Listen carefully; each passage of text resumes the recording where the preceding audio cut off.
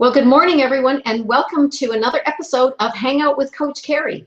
In fact, this is episode 55. Wow, goes to show you with the, I know, isn't that amazing? That is amazing. 55. Just over a year ago, I declared publicly that I was going to start doing some education to share my 18 years as a business coach and strategist with clients. I share that information out to the world. And so I decided the format I was going to use was Hangouts, and I was going to do it Monday mornings, 9 a.m., and then record those episodes and put them on a website, which I didn't even have at that point, so I had to build. So I now have a website, HangOutWithCoachKerry.com, and for those of you who are watching this on video, you can see right down below, it's spelled Kerry, so HangOutWithCoachKerry.com, and on there you'll see all the videos. You'll see a free book I have, How to Get Out of Overwhelm and Accelerate Your Results. So make sure you download that. And there's lots of other tips and strategies. And so the purpose of these Hangouts is, again, to educate you, to inform you, to inspire you, to give you some really good information to really start off your week great. And today, I'm absolutely delighted. I have a guest with me today, all the way from Minneapolis, Minnesota. And her name is Leitschuh. And Cheryl, I'm just so honored for you to be here on this episode. And let me tell you a little bit about Cheryl before I let her add any more information to her introduction here. In 1989, she started her own business, a coaching consulting company, and she's created a sustainable, a profitable, and successful business. And as a result of that, she's attracted a lot of female entrepreneurs who basically said to her, Cheryl, how did you do it? And show me how to do that. Mm-hmm. And so today, what we're going to be doing is we're going to be talking a little bit about that and sharing some of those tips and strategies, and especially the whole notion of being a CEO of your own business. And Cheryl's passion is to really help each and every one of you to realize their passion and how to take that out into the marketplace, how to create a successful and sustainable business as well. So welcome, Cheryl, to my episode today. Thank you, Kerry. I'm so delighted to be here. I've been looking forward to this for weeks. Yes. And we met each other through Women in Business organization. In fact, Cheryl was the keynote speaker at an event. And then we met each other the next day at a smaller event and really connected, I would say, and yes. Sort of common marketplace and way we look at business. And I knew immediately I wanted to have Cheryl as an audience because I knew she had some great insights to be able to share with you, my audience. So make sure you stay tuned to the very end. Don't leave, because sometimes what we're meant to hear is the last few seconds of any talk or speech or episode. So Cheryl, let's get right into this whole topic of how to be the CEO of your own business. Actually, I'm going to back up for a moment. Was there anything more about your background that you wanted to share with our audience that might be relevant to them as they're listening to you today? No, I think you did a nice job covering it. I'll add anything else as we go through our conversation together. Mm-hmm. Great. Excellent. So right out of the gate then, why, a lot of the audience that's going to be watching this are women who are solo entrepreneurs, service providers. There may be a few who have some staff, but really what is it? Why do they need to kind of step into that role of saying, I'm the CEO? And I'm sure you've observed over your years, maybe some hesitation around that. Yeah. So let's dive into this topic. And first of all, why do they need to look at themselves as being the CEO of their own business? Well, and I relate to that because that's exactly what I needed to do in my business early on. I had probably been in business 5-6 years, and I kept stumbling along and getting dribs and drabs of business, but never really hitting the ground in the way that I wanted to. And after about 5-6 years, actually a friend of mine said to me, so is this a business for you or is this a hobby? And I thought, isn't that interesting? Isn't that interesting that somebody who had been watching me for that amount of time was not really sure if I was serious about this business? And so to me, that's your question of why you need to be the CEO. It goes beyond just putting the title there. It's really owning that and really saying, I'm serious about what it is that I'm doing here. Yes, it's scary as all get out, because if I say I'm really serious about being the CEO, then I have to show up in the world in a different way. I have a whole mindset about how I see my business. It's not just sort of a job. It really is the entrepreneurial spirit of I own this. This is part of me. This is the energy that I bring. It's not just the words that I speak. It comes from my heart and my soul and my passion of what I do. So that term CEO can seem so flippant. You can put it on a business card, but it really is about the mindset of owning that I'm just not in this for maybe we'll see if this works. This really is what I want the world to see and what I want to bring to the world. Mm. So you brought up two things that I want to bring on. One of them is this whole mindset piece, because there's a lot of inspirational speakers and authors and trainers out there that say, just fake it till you make it. And so I want you to tell me what you mean when it comes to that mindset. What shift might they have to make? And maybe if there's a tip or strategy in how to go about doing that. Okay. Well, okay, I have many tips and strategies, so I'll give us the top one. I'll start with the top one. So what I find with women business owners is you really have to start with trusting yourself, because the difference of being that CEO, that whole mindset is about trusting yourself and believing that you can do what it is that you're going to do. So there are a lot of ways that shows up for us. People who are not trusting themselves worry a lot. They are saying negative things to themselves a lot. They're not really believing that it's to be true. So yeah, you can fake it till you make it, but that can take a really long time. I'm in the business of saying, I don't think you need to wait 5-6 years like I did before you really get serious about owning this. So the mindset is even from how are you speaking to yourself? What are the messages that you give to yourself and how much worry are you doing? Those are symptoms of fear. Those are symptoms of not really believing in yourself, versus starting with the tip of what is it I believe about what I can do? Am I going to conquer the world? Maybe not today, but what can I do today? What is it that I can bring today? Well, I can make a phone call to this person. I can present this. I can have a tip or idea. I can start with where I'm at, and I know that I can do a good job delivering that. I can trust myself with that. So when you start with that foundation, it literally grows and expands for you, and your confidence builds and your worry decreases. Does that make sense? Absolutely. So just so that I'm clear on this, because of course I always learn when I have people is that rather than that sort of fake it to make it and have to go from here to here, what you're saying is acknowledge what you can do. Yes. And do that, because that's going to give you confidence. It's going to probably get you some results, or at least some positive feedback, which is going to build on itself, so that over time, incrementally, you'll get to that place. So step into it about what you can do as a CEO. Say, okay, I'm a CEO of my business, and here's what I can do, and go out and do that. Mm-hmm. One of my coaches early on said, and I love this, that you start with each day saying, what's 3 high value activities that I can do today that are going to impact my business? So there are things that you can do, very concrete things. I can make this phone call. I can put this flyer together. I can schedule this meeting, so that at the end of the day, you can say, did I accomplish those 3 high value activities? Yes, I accomplished those 3 high value activities. That begins to build trust in yourself and confidence in yourself. And you can begin to see over time how that progress leads to your success and being the CEO of your business. Right, that's great. So you also mentioned energy, and I want to just take just a brief minute to talk about energy. So we've talked about kind of the mindset, and then one of your top strategies to be able to deal with that. What about the energy level? How can they shift their energy level? Maybe one strategy around that, and immediately to really own their energy, so that obviously there's lots of benefits of that. But just give me a tip and strategy about energy.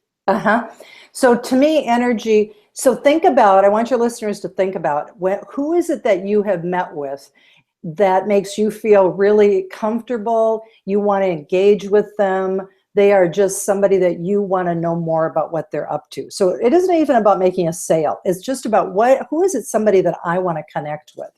And when you think about that person, what is it that they do? And I would guess that the majority of your listeners are going to say, they're present with me, and I feel like they're just with me in the moment. They're not worrying about other things. You don't see them fidgeting. You just see them being present. So whenever I'm working with somebody and they worry a lot and they're not confident, what I say to them is, all I want you to do is think about your feet on the ground and just comfortably feel that feet on the ground and realize that the world is here to support you. And now how can I just be present with this very moment and be everything that I can in just this moment? And when you do that, you open up the energy for possibilities. You open up your own confidence. You open up the own ability to just be there in the moment, because chances are you're going to have what you need for whoever it is that you're meeting with or talking to. That simple technique just screens everything out and brings authentically who you are to the picture. And that's who you want to do business with. That's who your customers are going to want to do business with, is that person that shows up. You know, haven't we all had an experience where we've been somewhere and you can tell that somebody's really not present, that what they're running through in their mind is what their next thing they're going to say or how they're going to propose something to you. And really, do we want to spend any time with them? No, we don't, because we know that they're not truly listening to us. So that's a really great strategy. It certainly builds rapport much faster and will build confidence and all of that. So yep. So it's really managing the energy inside of you, which is putting the feet on the floor. So I even say to people, if you're in a meeting and all of a sudden you start getting nervous, just think about your feet on the floor, because that brings you right present to the moment, and you begin to screen out all of that other nonsense, all of that other sound waves that go through your head that distract you and keep you from being present and being that CEO of your business. Yeah, great strategy. So we've talked to them about why you would want to be the CEO of your business, unless there's anything more you want to say around that. What would be the reasons why? Is there anything more around that piece? Well, only if you want to be successful and sustainable. Right, okay. Good. So pretty self-evident there. Yeah, right. So what about then why, if you've kind of owned that, if you've stepped in and said, well, you know, what can I do today? I got my feet on the ground, so I got my energy managed, and I've got my mindset, you know, in place, and I've kind of owned that piece, then why is that important from a perspective of other people seeing you? Tell me a little bit more. We've talked a little bit about the fact that they feel you're present, but I suspect there's a lot more to that, that if you're owning that, how other people will perceive you. Yeah, and you know, in our Western world, we try to put everything into a real logical kind of way of thinking. If we were in a room, I would show you this exercise that I do oftentimes that shows how people get attracted to you. So there's something called divining rods, and divining rods do nothing but measure energy. So if you and hopefully everybody will accept the fact that we are just made of energy. That's all we're about. And if you are in a state of worry, if you're in a state of fear, if you're thinking about negative things, these divining rods, if I brought them up to you, they would almost have to get just up to your face before it would even show any signs of energy. But if you are just present in the moment and you're thinking positive thoughts and you're comfortable, if I brought those divining rods up to you, it would probably be 10 to 12 feet out.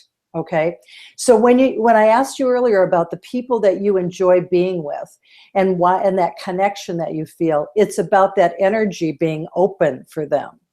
And so you know, we can have all kinds of checklists about how you attract those clients, how you attract them as a CEO of your business.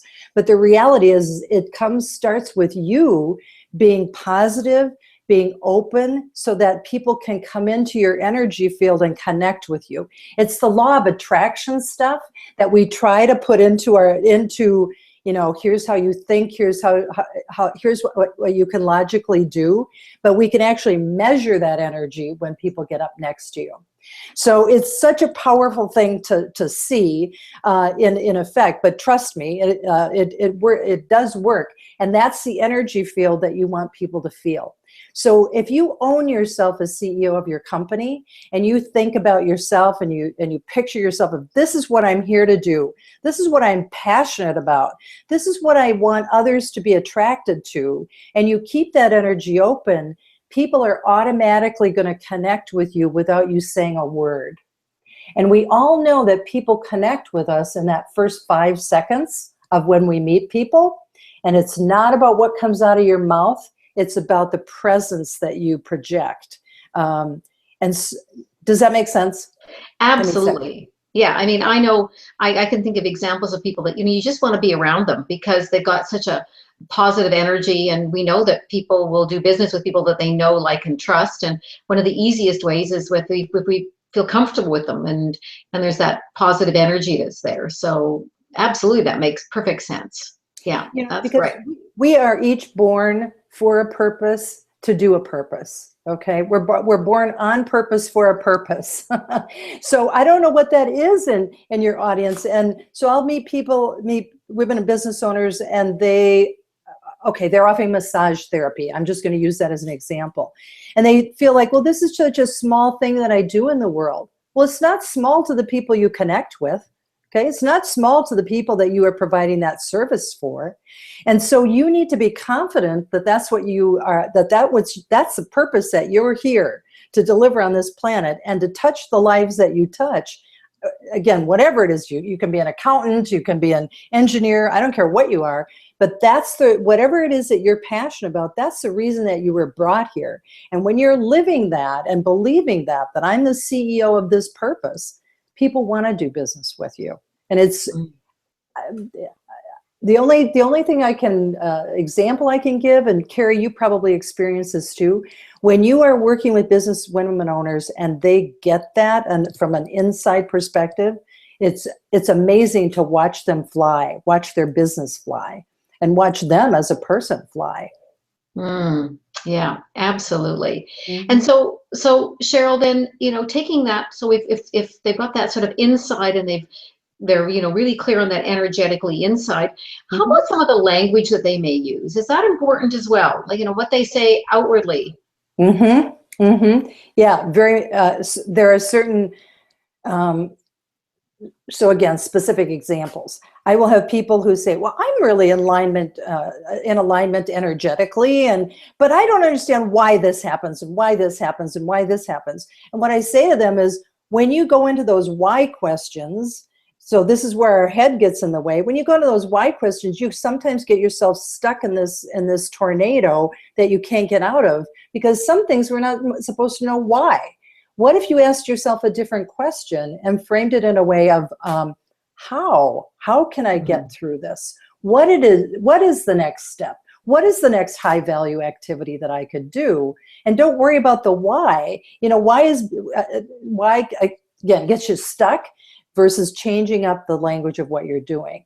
So sometimes as a coach, and I know, Kerry, you do this as well, you listen to what people are saying and you can quickly begin to see where they're shutting themselves down. Yeah, absolutely. And I've often said is that really the quality of the questions we ask ourselves will really define a lot of our success. And why is absolutely one of those ones that begs for an answer, and often there isn't one, and it's really not the right question to be asking. So I absolutely concur with you on that. That there are much better questions to be asking ourselves than why. Why kind of gets, as you said, sort of spinning around and around and around and around. And I understand where it comes from. People want to know what the logic is behind it, but sometimes I don't know why the sky is gray today, or I do, because there's some clouds there, but why is it when it's sunny is it blue? All of those kinds of things. I don't need to know those. I need to know about it. There's a better question to be asking. Yes. So yeah. So then, so if someone is in that place where, they're laying away asleep at night, they're laying awake at night, not sleeping, and the conversation they're having in their head is sort of, why this, or why am I in debt, or what do I need to be doing, or I don't know what to do to move forward or to handle this. And obviously it's worry or fear around money, or their enthusiasm. Maybe they're even worried they need to go and get a real job, or or they've kind of had the same problem over and over again. So let's say it could even be if they have some staffing issues or something like that. What would be your advice, oh wise sage that you are, to you know, where would be a couple of first steps you would suggest that they do? So the first thing is stop doing it alone. As a business entrepreneur, boy, that was a hard lesson for me. You know, I'm a high achiever, so I ought to have all the answers to everything, and it all ought to come easy, and I shouldn't be asking all these questions, so I'm doing all that shoulding all over myself. Instead, when I started to reach out and ask other people for help, so I got my own coach. I started working with a MasterMind group, and suddenly I could see the other options of questions to answer, to ask myself. So, you know, when we talk about ask a different question, well, sometimes I just don't know what I don't know. So it's getting out of that notion that you need to do it alone, because you don't, even though you are a solo entrepreneur, and having the right team of people around you to not only help you be good at your technical skills, but also to help you be good with your business practice skills and with your own questioning, your own thought process. Those three buckets to help you so that you can really, again, you have the obligation to provide this purpose that you are brought here to do. You have the obligation to do that. So how can I do that in the best way possible? Well, I have to be a constant learner of new business practices, of things that are getting in my way, and certainly to not do it alone. Yeah, absolutely. Because we don't, as you said, we don't know what we don't know. And I'm also really fond of saying that what happens is we often fall in love with our own ideas. So, you know, we have an idea about something, or a perspective, or a belief on something, and we fall in love with it. And we ignore other evidence to the contrary around us. So we need someone to be able to put that new perspective on it for us, challenge our assumptions, yes, test those assumptions, and unfortunately, it's really challenging for us to be split personalities and do that ourselves. And I was working with a women business owner the other day. She's an interior designer, and she used to have a shop, and then she closed the shop, and now she's trying to reach out, and it was a small mastermind group of women that had gotten together, and one of the women in the group said, you really need to reach out to realtors. Realtors are doing a lot of staging, and you could probably be very beneficial. Or when people first move into a house, you know, they need some ideas about decorating. I don't work with realtors. And we're all like, huh? But she had such a closed mindset about being in love with her idea. This is how she was going to market, even though it wasn't working for her, that when new ideas showed up, it was hard for her to hear.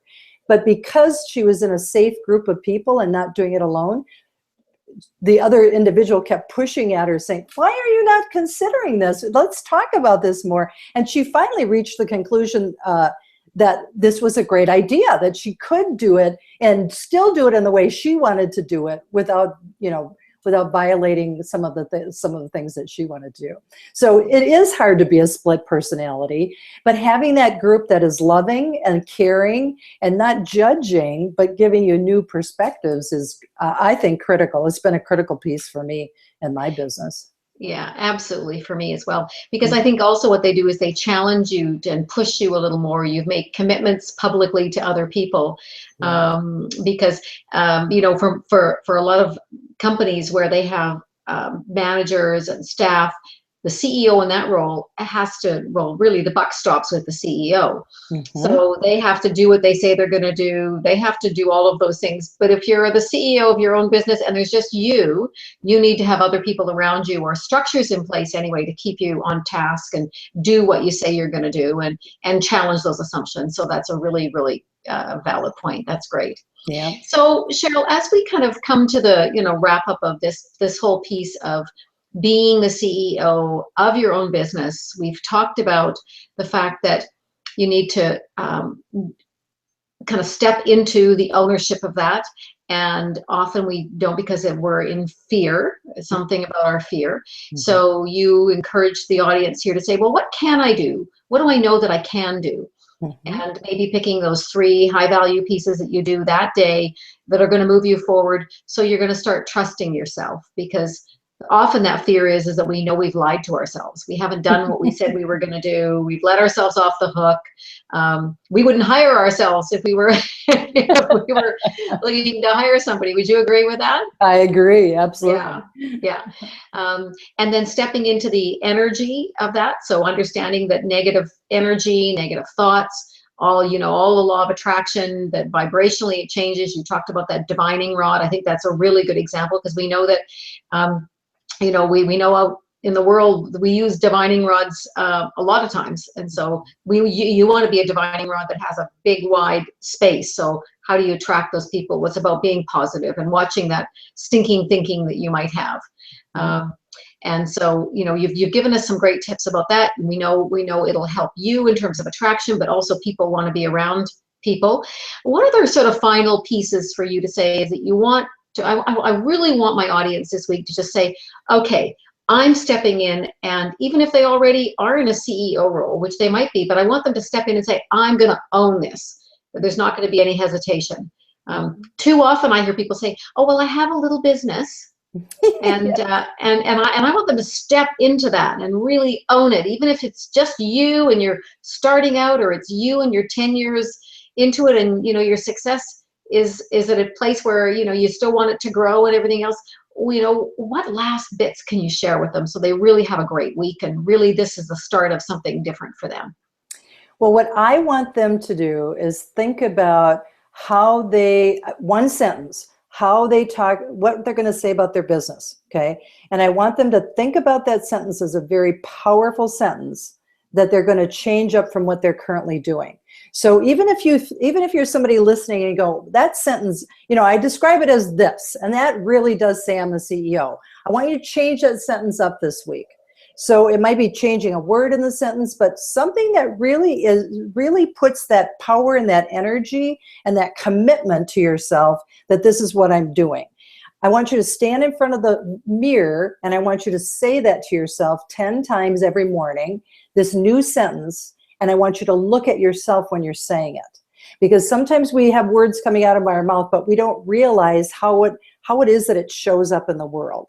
So change up the sentence, stand in front of the mirror 10 times every morning and say this powerful sentence, and then go about doing it in the world. You might be amazed how much just that little shift, just that little exercise begins to open up new possibilities. And I'd love for people by the end of the week to tell me if it did change it or didn't change it, to see if this little experiment works. Excellent. Well, thank you so much. And Cheryl, if people want to find out more about what you do, they go to theleadershipenergy.com. Correct. And find out more about what you do. And of course, for those of you who are watching this on video, either YouTube or on my website, HangOutWithCoachKerry.com, please make a comment in the comments below. And I will absolutely, Cheryl could be checking those as well, so she can see she'll be responding back and forth as well. And let's get some discussion about this topic. Share with us how you shifted what you were saying to yourself this week, if that made a difference. Share with us the insights that you got from today's episode, and how you're going to apply them to what it is you do. Well, Cheryl, thank you so much for a really inspiring episode. I'm feeling pumped for the week ahead, and I hope you are, because I know when we do the work we do, it gives us as much energy as we give other people. Yes. And yeah, great. And I really appreciate your time today. And we might have you back on another episode to talk about another piece around something else of the work that you do, because I know you're passionate about supporting female entrepreneurs in business. So thank you very much. And for those of you, again, just remember, you can watch this recording over and over and over again, or the other 54 episodes that I have at HangOutWithCoachKerry.com, Kerry. You can find me on Facebook at Kerry Brown Coach, and LinkedIn as well, and on Twitter, the same one. On Google+, I'm Hangout with Coach Kerry. And I look forward to connecting with you. And Cheryl, thank you again so much. Thank you. Really, you're welcome. Welcome. And I look forward to talking to all of you next week, same time, same station. So talk to you then, and have an inspired week. Bye-bye, everybody. Bye-bye.